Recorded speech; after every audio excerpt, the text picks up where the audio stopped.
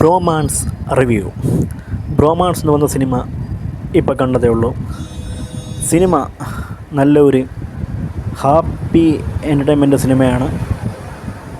Ashwanth coke എന്ന് പറഞ്ഞ ഒരാളുടെ റിവ്യൂ ഈ ഒരു സിനിമയെ പറ്റിയുള്ള ഏറ്റവും കൂടുതൽ വിമർശനങ്ങളും വിവാദങ്ങളും ട്രോളുകളും ഒക്കെ ആയ ഒരു സിനിമയാണ് ബ്രോമാൻസ് എന്ന് പറഞ്ഞ ഈ ഒരു സിനിമ എങ്ങനെയുണ്ടെന്ന് വെച്ചാൽ എൻ്റെ ഒരു വ്യൂ പോയിൻ്റ് ഇവിടെ നോക്കുകയാണെങ്കിൽ സിനിമ വന്നിട്ടൊരു പെർഫെക്റ്റ് എൻ്റർടൈൻമെൻറ്റ് പാക്കാണ് സിനിമ. ഒരുപാട് ചിരിക്കാനൊക്കെ ഉള്ള ഒരുപാട് എലമെൻറ്റ്, പിന്നെ ഒരു പ്രോപ്പർ സ്റ്റോറി എലമെൻറ്റ് ഈ പടത്തിലുണ്ട്. എല്ലാവരും നല്ലപോലെ ഒരു വിവാദവും വിമർശനവും ആക്കി മാറ്റിയൊരു സംഭവമാണ് മാത്യുവിൻ്റെ ഈ ഒരു പെർഫോമൻസ്. അതിനെപ്പറ്റി എനിക്ക് പറയാനുള്ളതെന്ന് വെച്ച് കഴിഞ്ഞാൽ ഈ ഒരു കഥാപാത്രത്തിന് ഒരു അളവുണ്ട്. ആ ഒരു അളവ് വിട്ട്, അല്ലെങ്കിൽ ഈ ഒരു കഥാപാത്രം എങ്ങനെയെന്ന് വെച്ച് കഴിഞ്ഞാൽ ഒരു ഷോർട്ട് ടെമ്പേർഡ്, ഒരു പെട്ടെന്നൊരു ഫൈറ്റിംഗ്, ഒരു വയലൻസൊക്കെ വരുന്ന ഒരു കഥാപാത്രമാണ്. പക്ഷേ മാത്യു അത് ചെയ്ത സമയത്ത് കുറച്ചങ്ങ് ഓവറായിപ്പോണെന്നാണ് എനിക്ക് തോന്നിയത്. മാത്യുവിനെ കൊണ്ട് ആ ഒരു ക്യാരക്ടറിൻ്റെ ഒരു ലെവൽ പിടിക്കാൻ വേണ്ടി പറ്റുന്നില്ല.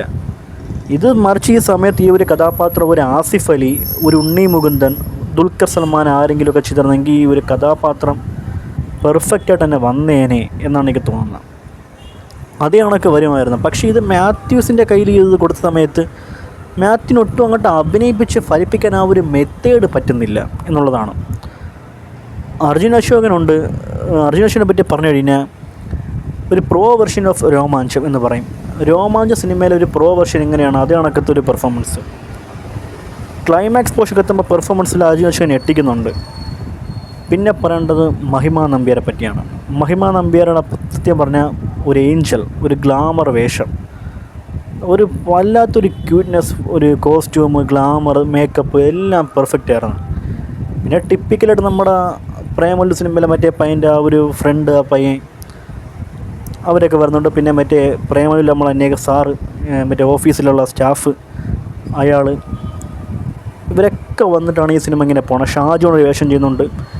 ഷാജോണിനൊക്കെ ഒരുപാട് മാസ്സായിട്ടൊക്കെ ഈ പടത്തിൽ കാണിച്ചിട്ടുണ്ട്. മാസ് നന്നായിരുന്നു. ഷാജോണിനൊക്കെ ഒരു സ്പേസ് നന്നായിരുന്നു. പിന്നെ ബിനു പപ്പു ഉണ്ട് ഈ സിനിമയിൽ. ബിനു പപ്പിനെ പറ്റി പറഞ്ഞു കഴിഞ്ഞാൽ ഒരു ട്രോളൊക്കെ കയറ്റി വാങ്ങിച്ച ഒരു പോലീസനാണ് ബിനു പപ്പു. ബിനു പപ്പു ആദ്യം ചെയ്ത ആ ഒരു റോള് ഷാജോണിന് കിട്ടിയിരുന്നെങ്കിലെന്ന് ഞാൻ ആലോചിച്ചുകൊണ്ടിരിക്കുക. അപ്പോഴാണ് ഷാജോണിന് വേറൊരു വേഷം ഈ സിനിമയിൽ കൊടുക്കുന്നത്. അപ്പോൾ ബിനു പപ്പുവിൻ്റെ ആ ഒരു കഥാപാത്രം ഷാജോൺ ചെയ്താലും ഏക്കുമായിരുന്നു. ഒരു വീഴ്ചയോടെ ട്രോള് മേടിക്കുന്ന ഒരു പോലീസ് ഉദ്യോഗസ്ഥൻ്റെ റോളാണ് ബിനു പപ്പു ഇവിടെ ചെയ്യുന്നത്.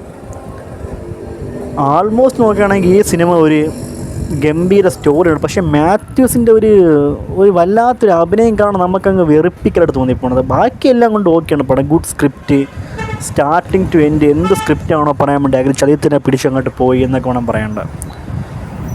ആ ഒരു കാര്യങ്ങളൊക്കെ വെച്ച് ഈ ഒരു സിനിമ കാണണം. നന്നായിട്ട് ചിരിക്കാനും ആ ഒരു ട്രാവലും ഒക്കെ നന്നായിരുന്നു. മാത്യൂസിൻ്റെ ചില പെർഫോമൻസുകളൊക്കെ ഒന്ന് മാറ്റി വയ്ക്കുകയാണെങ്കിൽ പടം സൂപ്പറായിട്ടുണ്ട്. നല്ല ഗുഡ് സ്ക്രിപ്റ്റ് വർക്ക് എല്ലാം കൊണ്ട് അടിപൊളിയാണ്. ഈ മാത്യൂസിൻ്റെ പെർഫോമൻസ് മാത്രമാണ് കുറച്ച് വീക്കായിട്ട് എനിക്ക് തോന്നിയത്. ആ ഒരു കാര്യം വെച്ച് കാണാത്തതുണ്ടെങ്കിൽ എടുത്ത് കാണാൻ വേണ്ടി ശ്രമിക്കുക. കണ്ടു കഴിഞ്ഞാൽ ഒരു 2-2.25 മണിക്കൂറൊക്കെ നമുക്ക് നല്ലപോലെ എൻജോയ് ചെയ്ത് കാണാൻ വേണ്ടി പറ്റിയൊരു സിനിമയാണ് ബ്രോമാൻസ് എന്ന് പറഞ്ഞ ഈ സിനിമ. ആകെ നെഗറ്റീവ് ഈ മാത്യുവിൻ്റെ പെർഫോമൻസ് മാത്രമാണ്. ആ ഒരു കാര്യം വെച്ച് ഇതാണ് ബ്രോമാൻസ് എന്ന സിനിമയുടെ റിവ്യൂവും കാര്യങ്ങളൊക്കെ. മറ്റൊരു സിനിമയുടെ റിവ്യൂ ആയിട്ട് വന്നിരിക്കുന്നത്. Signing out. ബൈ. ഓക്കെ.